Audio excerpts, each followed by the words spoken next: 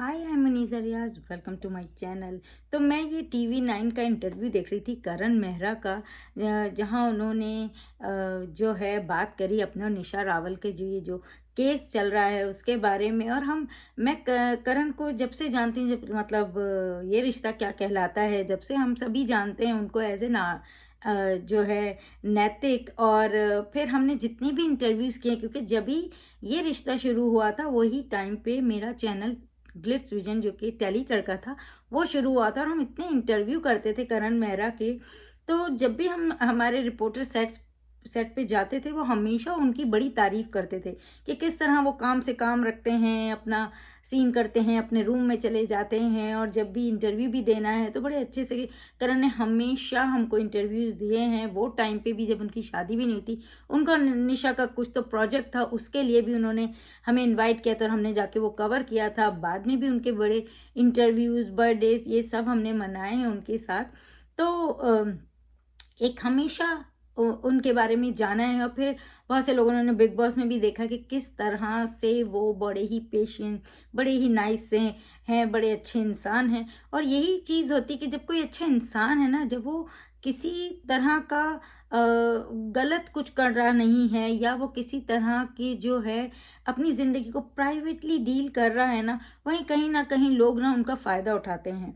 और निशा को हमने लॉकअप में देखा है कि किस तरह की थी निशा, किस तरह लॉकअप में रही हैं वो। और किस तरह से उनका रवैया हो जाता था, किस तरह से वो काफ़ी बॉसी सी लगती थी, और चीज़ें किस तरह से बात करती थी। तो वो सारी चीज़ें हमने निशा की देखी, और वो आके कितना करण के लिए वहाँ पर बोल रही थी, बातें कर रही थी। तो ये सब हमने देखा है लॉकअप में। और इससे हमें निशा की मैंने खुद निशा को, जब भी मैं उन्हें इंस्टाग्राम पे फॉलो करती थी तो उनकी स्टोरीज देखती थी, उनका वो बिहेवियर बहुत नोटिस किया है। जिस तरह की चीज़ें वो डाल रही थी, जिस तरह से उन्होंने, ऐसा लगा कि पूरी, मतलब वो एक इंसान होता है ना, बड़ा शातिर सा, सब सोच समझ के आता हो और चीज़ें करता हो, वैसे ही उन्होंने सारी चीज़ें की बहुत अच्छे से। लेकिन एंड में क्या है ना, ये हमेशा हम बोलते हैं सच की ही जीत होती है। इस तरह जब करण अपनी पूरी स्टोरी सुना रहे थे वो TV9 की रिपोर्टर को, और जिस तरह से उन्होंने बताया कि किस तरह उनकी मॉम पे तक मतलब जो है केस है, ब्रदर पे है, फादर पे है, और ये नेचुरल सेक्स वाली बात उन्होंने की। तो ये मतलब कितना आप गिर गए, कितना कि एक इंसान को तोड़ने के लिए आपने उसकी फैमिली को कितना नुकसान पहुंचाया, उससे उसका बच्चा तक छीन लिया। और वो दिख रहा था कि करण कितना, मतलब अपने बेटे के लिए जो है वो उसको रोना सा आया था, वो कितना मिस करता है। 1 साल हो गया अपने बेटे को नहीं देखा उसने, मिला नहीं। बहुत मुश्किल से उसने कहा कि वो 5 मिनट के लिए मिला था, जिसमें उसके बेटे ने आई लव यू बोला और आई मिस यू बोला। और कितना उसके लिए मुश्किल है कि एक ये लड़ाई लड़ना एज ए बेटा, एज ए फादर, और कितनी चीज़ों में उसको फंसाया, बेकार की उस पर सब बातें की। लेकिन हमने देखा जो इंसान साफ होता है ना, क्लियर होता है, तो वो जो है ना, जिस तरह से डील कर रहा है ना करण, उससे साफ दिख रहा है कि वो साफ इंसान है, वो क्लियर है, इंसान है। इसी वजह से वो इतना पेशेंटली डील कर रहा है इस पूरे केस को। उसने बेकार में आके निशा रावल के लिए बातें नहीं की, मीडिया को बुला के कुछ चीज़ें नहीं कहीं। हाँ, जहाँ केस की बात है वहाँ उसने ज़रूर बोला, अपनी सफाई में बोलने का हक है, और उसने किया था वो। तो वो चीज़ बहुत मतलब उसने बोली भी, और जिस तरह से उसने बताया कि वो किस तरह से अभी भी फाइट कर रहा है, उसके बाद कितने मतलब ये सारी सबूत हैं उसके पास, और उसे लगता है, और किस तरह से उसको सपोर्ट मिल रहा है अभी लोगों से। तो मिलना ही चाहिए, क्योंकि एक अच्छा इंसान है, लोग जानते हैं। और जब कोई सच्चा होता है, जैसे मैंने बोला ना, तो और लोग आगे बढ़ के आते हैं। उनके साथ उनके पेरेंट्स हैं, उनके साथ उनके फैंस हैं, और उनके साथ बहुत सारे ऐसे वेल विशर्स हैं जो उन्हें प्यार करते हैं, उन्हें जानते हैं, उनको पहचानते हैं। और इसी वजह से आज उनके साथ बहुत लोग खड़े हैं। और निशा का तो हमने देखा ही, जैसे मैंने बोला, लॉकअप में भी। और वो मगर अपनी जगह जो है ना, बड़ी सेटिस्फाई हैं। ऐसे ऐसे करते कैसे हैं लोग। अभी जैसे करण ने बोला कि जो है सिंपैथी कार्ड खेल रही है, तो वो बात बिल्कुल सही है। और ये लोगों ने ना बना लिया है, बहुत औरतों ने ये बना लिया है कि इस तरह से आदमियों को जो है ना तकलीफ पहुंचाना, जो स्पेशली बहुत अच्छे लोग हैं ना, उनको इन्हें तकलीफ पहुंचाना है, बेकार के ये सारे नाटक करने हैं। और जैसे कि करण ने बोला कि 5% जो लोग हैं ना, जो इससे गुजर रहे हैं, एक्चुअली जो इससे गुजर रहे हैं, वो बेचारे तो आगे ही नहीं आ पाते हैं। तो ये सारी बातें उन्होंने की और वो उससे उनकी तकलीफ भी झलक रही थी। उनका अपने पे, अपने रब पे, अपने लोगों पर पूरा भरोसा है। बहुत कॉन्फिडेंट थे वो कि वो जीतेंगे और ऑब्वियसली वो जीतेंगे क्योंकि वो सच्चे इंसान हैं।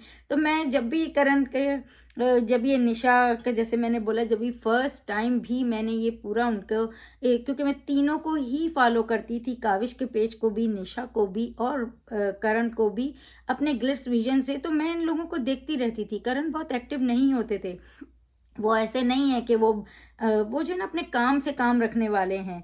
उनका अगर वो पैशन है, उनका वो काम है, वो पूरी ईमानदारी से करेंगे। बेकार सोशल मीडिया पे बैठ के वो हरकतें, चीज़ें नहीं करते हैं।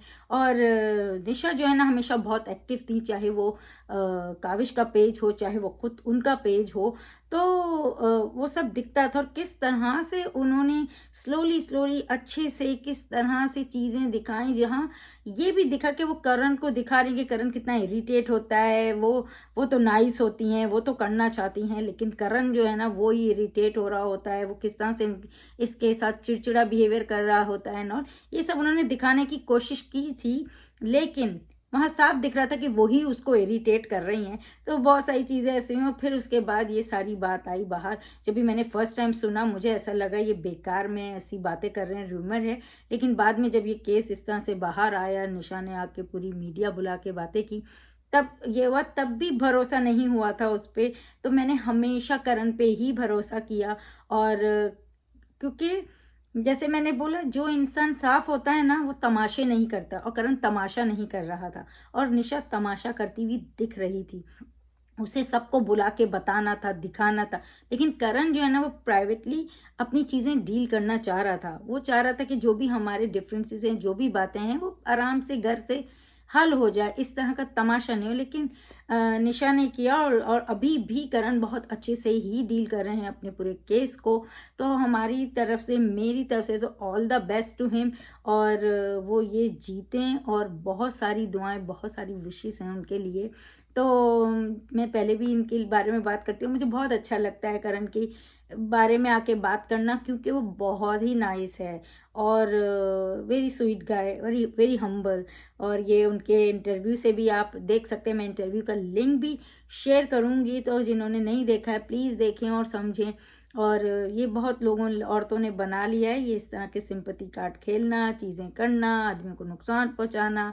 और उनको लगता है कि हमारे को जो है ये जस्टिस मिलेगा, और उनको लगता है कि सारे आजकल औरतों को बातों पे ही उनको इतना सपोर्ट मिल रहा है। तो हम भी यही खेल खेलते हैं, और सब यही खेल खेल में लग गए, ये सोचे बिना कि ये कितना गंदा गेम है और इससे कितनों को नुकसान हो रहा है। और जो असल लोग हैं फिर वो कहीं ना कहीं छुप जाते हैं, क्योंकि ये नकली, ये फेक चीज़ें करके लोग जो है ना, ये असल में जिनके साथ हो रहा है, फिर उन पे भरोसा नहीं होता है लोगों को। तो ये चीज़ें नहीं करनी चाहिए। अगर आपको मेरी ये वीडियो अच्छी लगी हो तो प्लीज़ लाइक करें, कमेंट करें, और don't forget to subscribe my channel. Bye bye.